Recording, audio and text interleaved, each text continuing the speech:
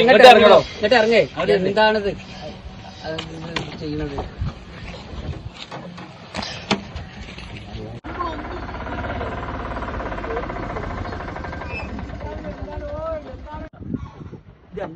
എന്താണ് നിങ്ങൾ കാട്ടുന്നത്? എന്താണ് പരിഹാരം?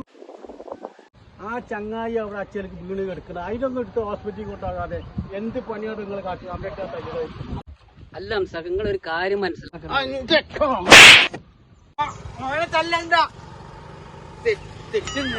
തെറ്റിന്റെ